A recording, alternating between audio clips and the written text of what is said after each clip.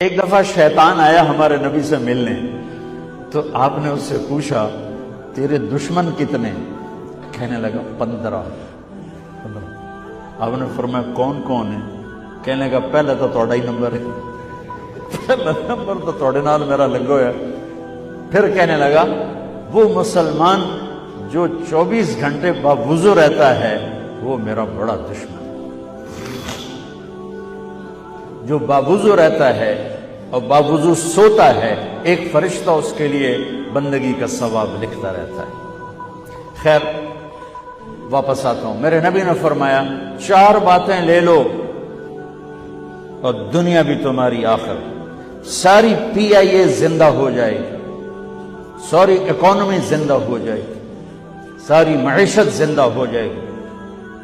5 بھی نہیں، ایک انگلی بھی آپ نے نیچے کر دی، کہ یہ بس اتنی لے لو۔ حفظ امانت، صدق حدیث، حسن خلیقت، عفت فی طعمت۔ کیا خوبصورت!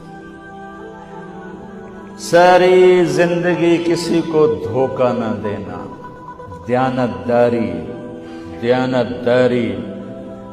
میرے ملک کے ادارے کیوں ڈوب گئے؟ دیانت نکل گئی، کھوٹ آ گئی، دھوکہ آ گیا۔ میرے نبی نے کہا حفظ امانت، کبھی امانت میں خیانت نہ کرو۔ صدق حدیث، کبھی جھوٹ نہ بولنا، ہمیشہ سچ بولنا۔ میرے نبی نے فرمایا میرا امتی ہر گناہ کر سکتا ہے، 2 نہیں کر سکتا، ایک جھوٹ کبھی نہیں بولے گا، ایک دھوکہ کبھی نہیں دے گا۔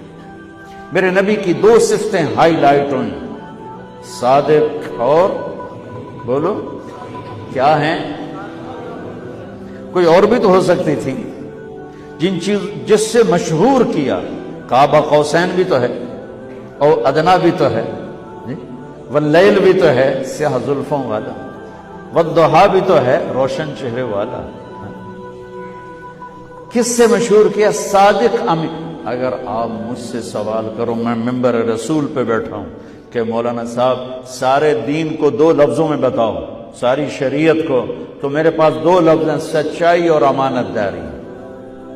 آپ مجھ سے سوال کرو مولانا صاحب ساری دنیا کے کفر کو بتاؤ، تو میرے پاس 2 لفظ ہیں، جھوٹ اور دھوکے بازی، جھوٹ اور خیانت۔ پوری دنیا کا کفر ان کے اندر چھپا ہوا ہے، سچائی اور دیانتداری، پوری دنیا کا اسلام اس کے اندر چھپا ہوا ہے۔ دیانت اور سچائی یہ بیج کی طرح ہے، اور پورا اسلام پھر باغ بن کے پھلتا پھولتا ہے۔ جھوٹ اور دھوکہ یہ بھی بیج کی طرح ہے، پھر اس سے کفر کا جنگل کانٹوں بھرا جنم لیتا ہے۔ میرے معاشرے سے جھوٹ نکل جائے، دھوکہ نکل جائے، یہ پاکستان جنت کا ٹکڑا ہے۔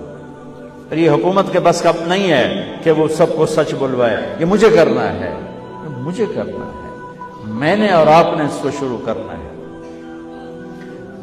حضرت جریر بن عبداللہ یہ یمن کے شہزادے تھے، آخری حج پہ مسلمان ہوئے۔ اپنے نوکر سے فرمایا گھوڑا خرید کے لا، میں پیسے یہاں پیمنٹ کروں گا۔ وہ منڈی میں گیا، 300 روپے کا گھوڑا لے کر آیا۔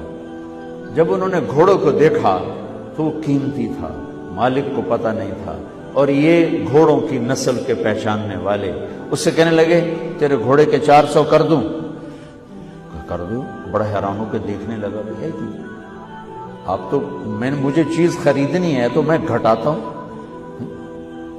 اور اجمل نے بیچنی ہے تو یہ اس کی قیمت بڑھاتا ہے، اور یہاں خریدار کہہ رہا ہے 400 کر دوں؟ وہ کہنے لگے کر دوں۔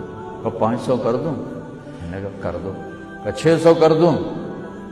وہ تھوڑا تھوڑا گھبرانے لگا، بھئی یہ چکر کی ہے۔ 700 کر دوں؟ 800 کر دوں؟ وہ کہنے لگا حضور تسی لینا تو لگو، پر میرا مزہ آتا نا تسی اڑاؤ، کدی لین والے بھی پیسے بتائے، تسی میں نے 300 دے میں جاواں، کہنے لگا اس کو 800 دے دو اور گھوڑا باندھ دو۔ وہ حیران خوشی سے چھلانگے مارتا ہوا گیا۔ تو جب وہ چلا گیا تو نوکر نے پوچھا میں جب 300 میں سودا کر کے آیا تھا تو 500 کس خوشی میں بڑھائے؟ فرمایا میرے بھائی اس کے گھوڑے کی قیمت 800 تھی، 300 نہیں تھی، اور میں نے نبی کے ہاتھوں میں ہاتھ دے کے یہ وعدہ کیا تھا زندگی بھر کسی کو دھوکہ نہیں دوں گا، سب کی خیر خواہشاں۔ تو بھائیو میرے اداروں میں کس ٹیلنٹ کی کمی نہیں، صلاحیتوں کی کمی نہیں، دیانت کی کمی ہے، قوت عمل کی کمی نہیں، سچائی کی